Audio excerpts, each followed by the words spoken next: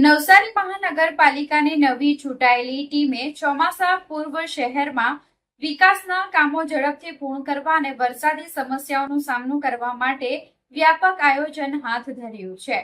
મહાનગરપાલિકાના પદાધિકારીઓ અને અધિકારીઓ દ્વારા દરરોજ સવારે સ્થળ મુલાકાતો લઈ વિવિધ કામગીરીની સમીક્ષા કરવામાં આવી રહી છે।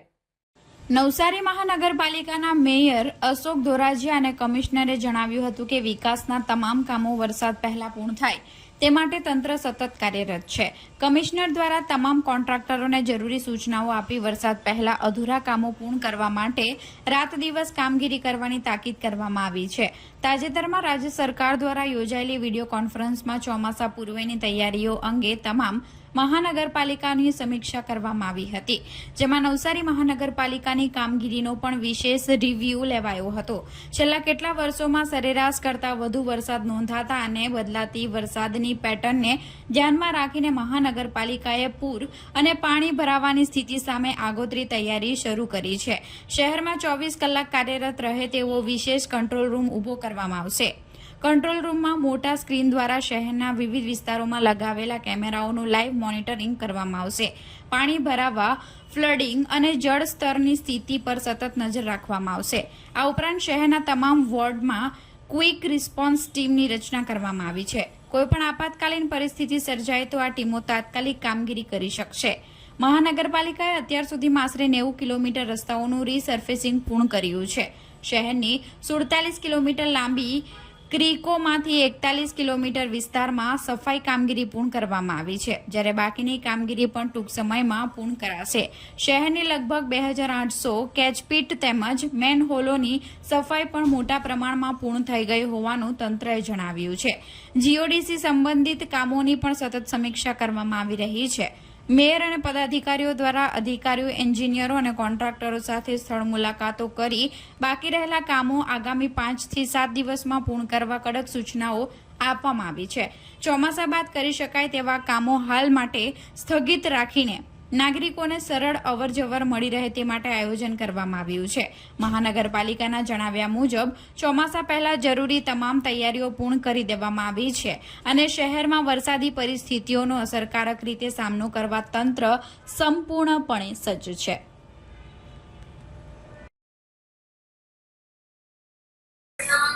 આપણા મહાનગરની રચના થયા પછી નવી ચૂંટાયેલી ટીમ આપને બધાને ખબર છે કે ગયા મંગળવારે હજુ 8 દિવસ પહેલા સામાન્ય બોર્ડ ગઈ અને બધા એક્ટિવ થયા છે।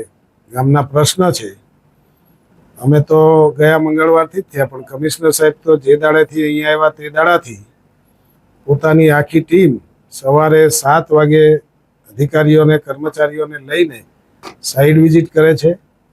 અમે પણ એમાં જોડાયા છીએ અને તમને લોકોને પણ કહીએ છીએ કે તમે પણ જોડાજો, પારદર્શિતા આવે એટલા માટે। અમારો અભિગમ એવો છે કે જે કંઈ વિકાસના કામો ચાલે છે એ વિકાસના કામો વરસાદ પહેલાં પૂર્ણ થાય। આપને બીજી મારી રિક્વેસ્ટ એ પણ છે કે વરસાદની સિઝન શરૂ થતી હોય ત્યારે યંત્રો, સાધનો, માણસો એની પણ મુશ્કેલીઓ હોય, છતાં પણ કમિશનર સાહેબે બધા કોન્ટ્રાક્ટરોને બોલાવીને કહ્યું છે કે વરસાદ થયા પછી કોઈ કામ થઈ શકે નહીં।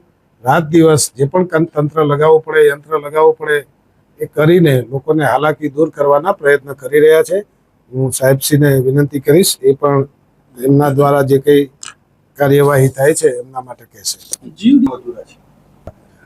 ઓવરઓલ પ્રી મોન્સૂનની જે આપણે મહાનગરપાલિકાએ જે કાર્યવાહી કરી છે એની કાલે રાજ્ય સરકારશ્રી કક્ષાએ પણ એક વિષય લીધેલી, માન્ય મંત્રીશ્રીએ પણ એની ચિંતા કરી છે અને તમામ આખા રાજ્યના તમામ મહાનગરપાલિકાઓની વાત કરી હતી। એમાં નવસારીનો પણ આપણે ખાસ રિવ્યુ લેવામાં આવેલો માન્ય મંત્રીશ્રી દ્વારા।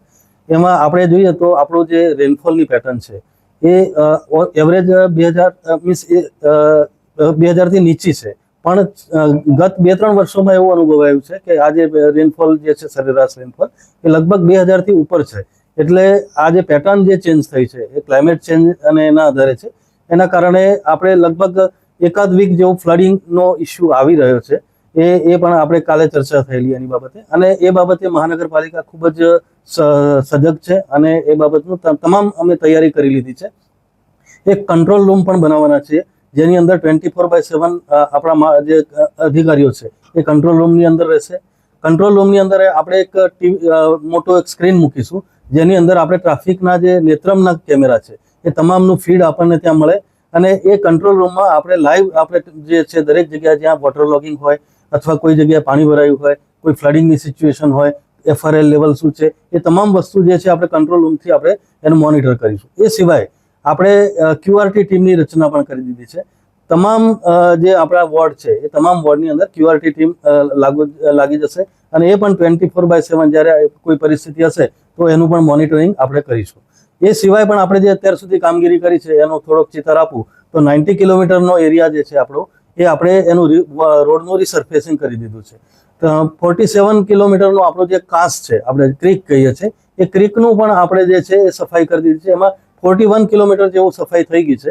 બાકીની સફાઈ પણ અમે ટૂંક સમયમાં પૂર્ણ કરીશું. આપણી 2800 જેવી આપણી જે છે કેચપીટ છે, કેચપીટમાં મોટાભાગની કેચપીટ પણ સફાઈ થઈ ગઈ છે. મેન હોલ, મશીન હોલ તમામની આપણે સફાઈ પણ કરી લીધી છે.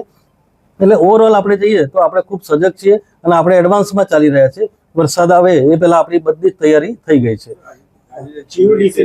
હા, GODCના કામની વાત કરીએ તો અમે સતત માનનીય મેયરશ્રી અને અમે લગભગ 3 દિવસથી કન્ટિન્યુઅસ GODCના કામોની આપણે એની સાથે ટીમ સાથે એન્જિનિયર છે, કોન્ટ્રાક્ટર છે, બધાની સાથે અમે મોનિટરિંગ કર્યું છે અને GODCને ખૂબ કડક સૂચનાઓ આપી છે કે ભાઈ જે કામો તે ચાલુ કર્યા છે એને 5 દિવસ અથવા 1 વીકની અંદર પૂર્ણ કરે અને જે બાકીના કામો જે છે જે ચોમાસા પછી કરી શકાય એવા છે તો એના માટે આપણે અત્યારે બંધ કરી દઈએ અને લોકોને એની હાલાકી ન થાય અને લોકોને સ્મૂથ મૂવમેન્ટ મળે અને મૂવેબલ રસ્તા થાય એ પ્રકારનું આયોજન કરી લીધું છે.